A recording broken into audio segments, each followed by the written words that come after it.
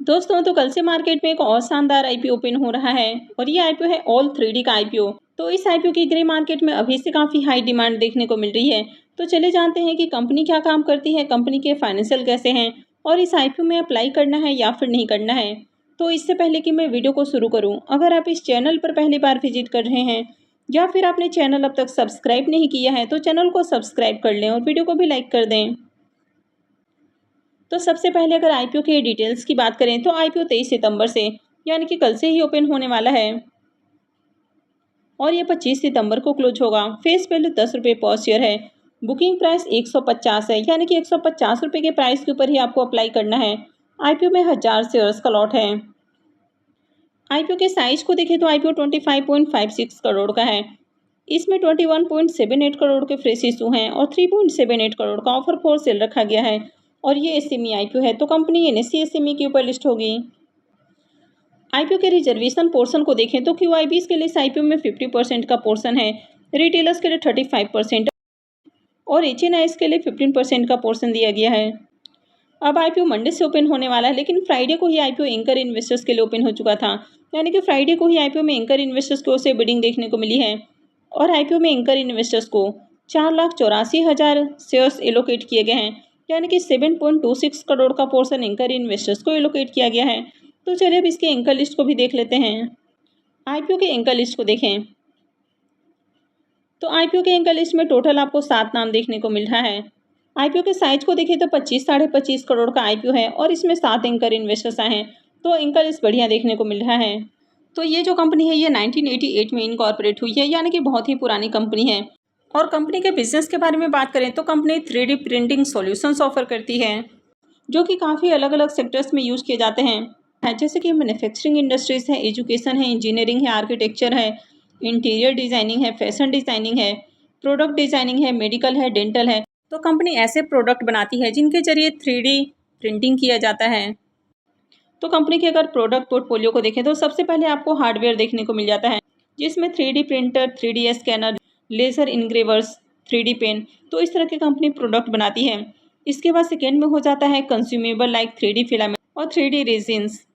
Third हो जाता है 3D फोटो टाइपिंग सर्विसेज और फोर्थ हो जाता है अदर सर्विसेज। तो आपने भी अगर 3D प्रिंटर देखा है कि वहाँ पर जो प्रिंटिंग किया जाता है तो वो एकदम हूबहू आपको जो एक्चुअल इमेज होता है तो उससे सिमिलर देखने को मिलता है, यानी कि एक्चुअल इमेज के जैसा ही देखने को मिलता है। तो कंपनी कुछ इस तरह के प्रोडक्ट बनाती है, तो बहुत सारे जो इंडस्ट्रीज़ हैं वहाँ पर इनका यूज़ किया जाता है। तो इस कंपनी के 4 ब्रांच ऑफिसेस हैं जो कि दिल्ली, हैदराबाद, बेंगलोर और मुंबई में स्थित है। इसके अलावा इसके जो फ्रेंचाइजी ऑफिसेस हैं वो पुणे, चेन्नई, कोयम्बटूर, राजकोट और नागरकोइल में स्थित है। और कंपनी की मैन्युफैक्चरिंग यूनिट महाराष्ट्र के अंदर आपको देखने को मिलती है।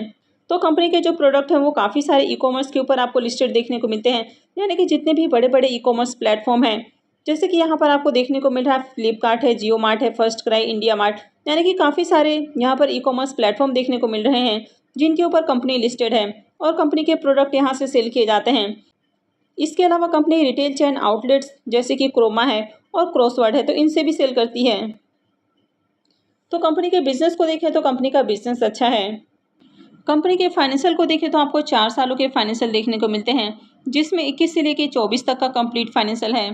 तो कंपनी के एसेट को देखें तो ईयर ऑन ईयर कंपनी के एसेट के अंदर ग्रोथ है।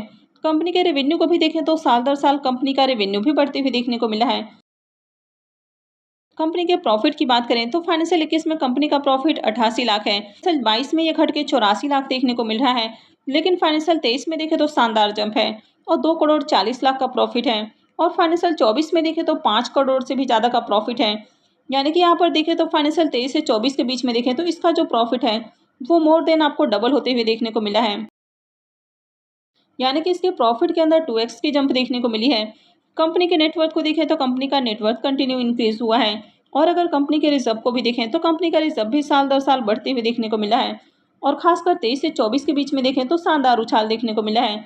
कंपनी के अगर बोरोइंग्स की बात करें तो हालांकि पहले के मुकाबले इसके बोरोइंग इंक्रीज हुए हैं, लेकिन अगर पिछले साल से कंपेयर करें तो कंपनी के बोरोइंग्स आपको कम होते हुए देखने को मिले हैं और कंपनी के ऊपर 6.25 करोड़ का डेट है, यानी कि 5 करोड़ 72 लाख का डेट है। यहाँ पर कंपनी आईपीओ से जो फंड रेज करने वाली है तो उसमें से 3 करोड़ रुपए डेट के भुगतान के ऊपर खर्च करेगी, तो आगे कंपनी का कर्ज भी कम हो जाएगा।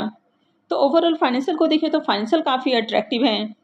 कंपनी के मार्केट कैप की बात करें, यानी कि कंपनी की वैल्यूएशन 96 करोड़ है। इसके आरओई को देखें तो 61.83% है, तो काफ़ी शानदार है। आरओसी को भी देखें तो ये भी 42.50 का है, तो ये भी काफ़ी अट्रैक्टिव है। डेट टू इक्विटी रेशियो 0.54 का है और आगे ये काफ़ी कम होने वाला है। रिटर्न और नेटवर्थ को देखें तो 47.43% है, तो ये भी काफ़ी शानदार है।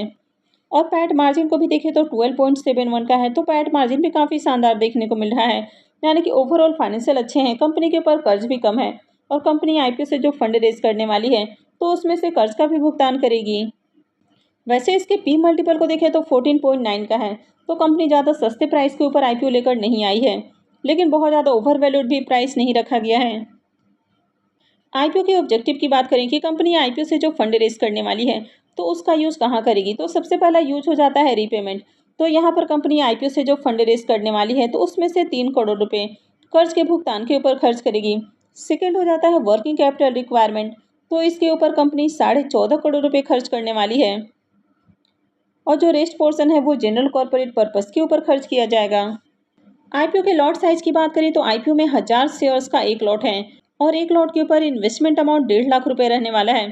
तो अगर आप रिटेल पोर्शन से अप्लाई करते हैं तो आप मिनिमम और मैक्सिमम, यानी कि अगर आप रिटेल पोर्शन से अप्लाई करते हैं तो आप सिर्फ और सिर्फ एक ही लॉट लगा सकते हैं। वहीं पर अगर आप 2 लॉट लगाते हैं या इससे ज़्यादा के लिए अप्लाई करते हैं तो फिर आप एच पोर्शन में आते हैं। इस कंपनी में प्रोमोटर्स की होल्डिंग को देखें तो प्रोमोटर्स की होल्डिंग 89.53% है और आईपीओ लिस्ट होने के बाद प्रोमोटर्स की होल्डिंग 65.48% रहने वाली है। अब इस आईपीओ में एक चीज़ और आपको बढ़िया देखने को मिल रहा है कि ये जो आईपीओ है ये आईपीओ भी हेम सिक्योरिटी लेकर आ रहा है, यानी कि इसका लीड मैनेजर हेम सिक्योरिटी है। Big share services private limited इसका रजिस्ट्रार है और हेम फिनलेज इसका मार्केट मेकर है। और हेम सिक्योरिटी जो भी आईपीओ लेकर आता है जनरली उसकी लिस्टिंग आपको बढ़िया देखने को मिलती है। तो आईपीओ के शेड्यूल को देखें तो आईपीओ 23 सितंबर से, यानी कि कल से ही खुलने वाला है और ये 25 सितंबर को क्लोज होगा। आईपीओ का अलॉटमेंट 26 सितंबर को होने वाला है। रिफंड डेट 27 सितंबर रहने वाला है। क्रेडिट डेट भी 27 सितंबर है और आईपीओ की लिस्टिंग 30 सितंबर को होने वाली है। तो चलिए अब प्रीमियम को भी देख लेते हैं कि प्रीमियम किस प्राइस के ऊपर ट्रेड कर रहा है और इसमें अप्लाई करना है या फिर नहीं करना है। इस आईपीओ के प्रीमियम को देखें तो इसका प्रीमियम 65 रुपीज़ के ऊपर ट्रेड कर रहा है और आईपीओ में 1000 शेयर्स का लॉट है, यानी कि आईपीओ से 65,000 रुपये का करीब प्रॉफिट हो सकता है। प्रीमियम को देखें तो प्रीमियम 43% के राउंड देखने को मिल रहा है। तो प्रीमियम को देखें तो प्रीमियम आपको अट्रैक्टिव प्राइस के ऊपर देखने को मिल रहा है। कंपनी के बिजनेस को देखें तो बिजनेस अच्छा है, कंपनी के फाइनेंशियल भी अच्छे लग रहे हैं। आईपीओ का एंकर लिस्ट भी बढ़िया देखने को मिल रहा है और ये आईपीओ हेम सिक्योरिटी लेकर आया है। आईपीओ भी देखें तो आईपीओ भी आपको रीजनेबल प्राइस के ऊपर आते हुए देखने को मिला है। बहुत ज़्यादा प्राइस ओवर वैल्यूड नहीं है, यानी कि ओवरऑल आईपीओ बढ़िया देखने को मिल रहा है। तो इस आईपीओ में अप्लाई किया जा सकता है, लेकिन इस आईपीओ में आपको डे 1 और डे 2 में अप्लाई नहीं करना है। पहले देखना है कि 2 दिनों में मार्केट में कैसी डिमांड आती है और उसके बाद ही इस आईपीओ में लास्ट डे में फाइनल डिसीजन लेना है, क्योंकि ग्रे मार्केट देखें तो अभी काफ़ी ज़्यादा वोलेटाइल देखने को मिल रहा है और इसी में आईपीओ की लिस्टिंग भी बहुत अट्रैक्टिव देखने को नहीं मिल रही है। वैसे इस आईपीओ में अप्लाई करने के लिए रेडी रहना है, क्योंकि ओवरऑल देखा जाए तो आईपीओ बढ़िया देखने को मिल रहा है, तो इसमें डिमांड आ सकती है। तो अगर 2 दिनों में डिमांड आती है तो डेफिनेटली इस आईपीओ में अप्लाई किया जा सकता है। तो मैं आगे भी इससे रिलेटेड अपडेट आपको देती रहूँगी, तो इसके लिए आप चैनल से जुड़े रहें, चैनल को सब्सक्राइब करके रखें और अगर आपने वीडियो को अब तक लाइक नहीं किया है तो वीडियो को भी लाइक कर दें और वीडियो को अंत तक देखने के लिए आप सबका बहुत बहुत धन्यवाद।